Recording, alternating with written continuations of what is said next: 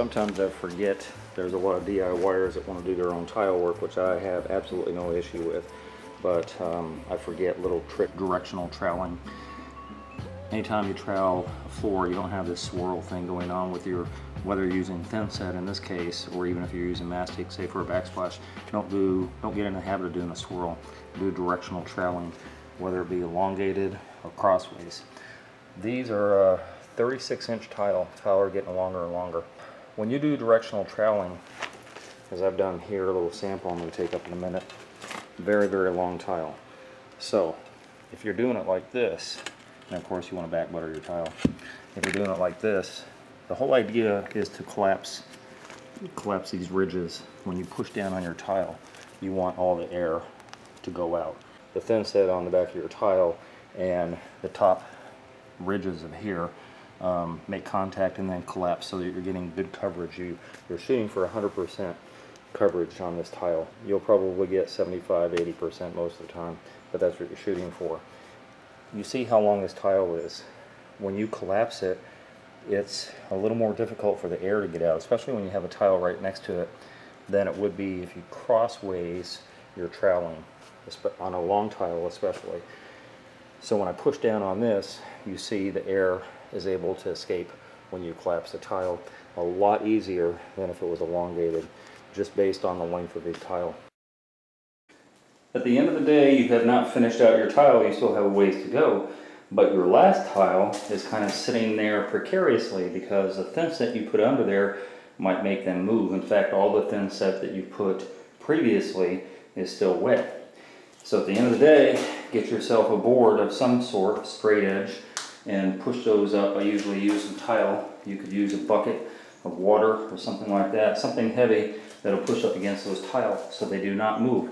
Because the worst thing that could happen is overnight, you don't have an 1/8-inch grout line anymore. So you can do them elongated like I've done here, or you can do them long ways as I've done here. Either which way, put a weight up against there. If you do not, then look out for the surprise the next day. So you are finally ready to grout. You got everything ready, and you're going to be here for a while because this is a large area. And you have knee pads, so you're good, right? Knee pads, for me anyway, kind of hinder my movement because they wrap around the back of your knees and everything. So some years ago, I went to the dollar store and I got this little beach floaty, if you will. It's just a foam, very, very light. Obviously, it's been used a lot. There are wheels that attach to a board that you could use. I've seen people do that, but you could theoretically mess up your tile, crack or chip off an edge or something like that. Whereas this, you can move very, very easily and not do any damage. So I move all around. In fact, when I set tile, I'm using this as well. Very, very soft on the knees, very durable, and it works for me. So especially with a very large area like I'm doing here, I just keep on moving back and there's no damage to anything. So yeah, dollar store, spend $1, and even if you change it out every couple of years or whatever, you have absolutely no investment. If you're trying to get a square in the center of a tile, the holes are easy because they have a bit for that. You can get at Home Depot, I think, for about $12. So holes are relatively easy. Squares aren't always easy, and people will try and get an angle grinder and go outside and cut along here. Honestly, by the time they've already got their angle grinder up and set up some type of piece of wood or something to take up the pressure and all that stuff so you don't crack the tile, I already cut it with my wet saw. So I do it upside down. I do the measurement from here to here, here to here, here to here, and here to here. And I transfer those lines onto the back.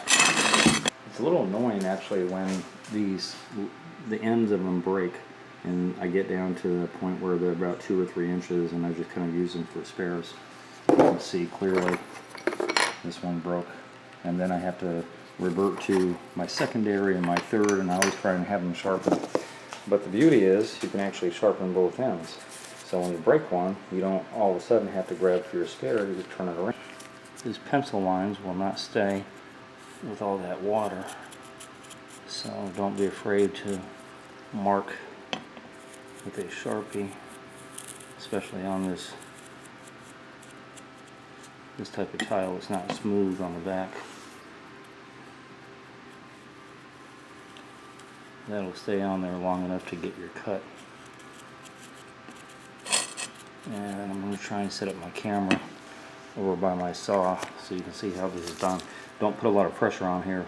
This tile especially is a little weak when it has pressure, so you don't want to have to do this cut 3 or 4 times. Basically, I think pretty much any tile saw is going to give you this extra room over here, which is what you need. You're not going to put it on the table. You're going to come over here, and with upward pressure you're going to cut, and you're going to cut probably about 1/2 inch beyond, which will not transfer through to the front.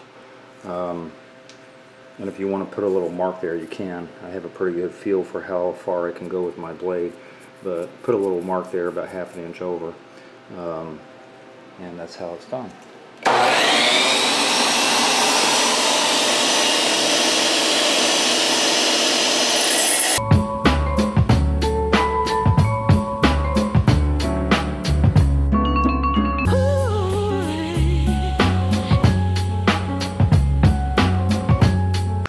Two things. One, I could not show the process of cutting the other 4 lines because I can't set up my saw. It's too wet, or my camera rather, it's too wet over here. The other thing is, I did this very quickly just to give a demo. Take your time on it. You see I'm probably about 3/4 of an inch out on my lines and not quite far enough here. And when you see that quite not far enough, that's what you're going to have. You're going to have corners that don't meet. But that doesn't matter because my cuts are still deep enough to where, with any luck,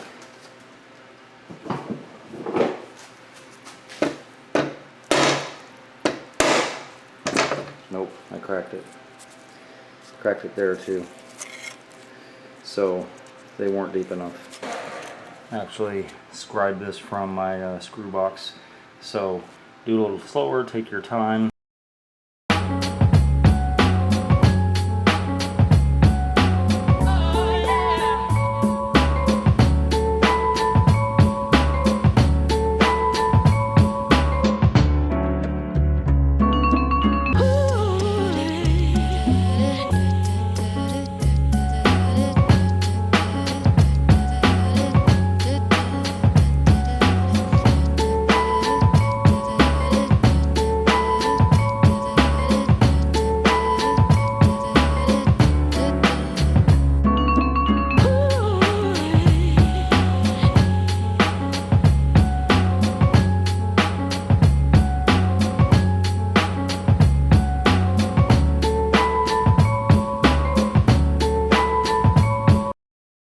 This is a 36-inch long tile. This DeWalt is set up for a 24-inch. I can get probably about 27, 28 inches up under there. But other than that, I'm relegated if I have to make a rick cut like I do, and I have, where there was so much pressure at the beginning that front end, which was this end, broke off. So if you try and run this through on a rick cut, there's so much pressure. By the time this blade isn't going to hit that, the blade is going to start going into the tile somewhere around here, and then you're pushing in, and it actually broke off on that end. It could break off on this end because you're above the table. All you need is something about the size of this gap right here, which this little piece of scrap tile is. Then you can set it straight on there, and you can start cutting your tile immediately. So that will actually plunge in all the way. And when it gets to here, it'll probably cut this in half, but it won't matter because your piece that you're trying to save right here, the sliver, as it were, and then the larger piece will still be intact because they're still pushing on that piece of tile.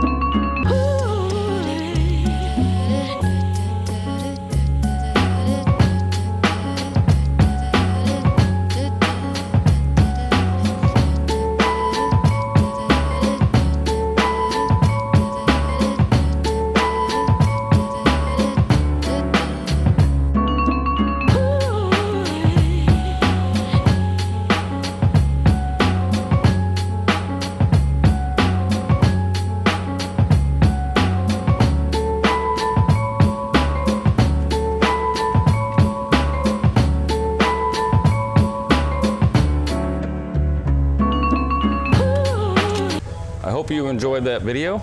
If you did, then subscribe. Hit that button and subscribe. I make nothing off of YouTube, so please be a Patreon member. I'm going to post a link down below to my Patreon account, and you can donate $1, $5, $10, $20 a month. Just pledge that on a monthly basis. That will help me produce more videos and content so that you can watch and learn from my channel. And donate at least $50 if you're going to call. If you're going to call for advice, donate to my PayPal, please. Donate first, and then feel free to call me or email me for advice. Otherwise, business calls only, please.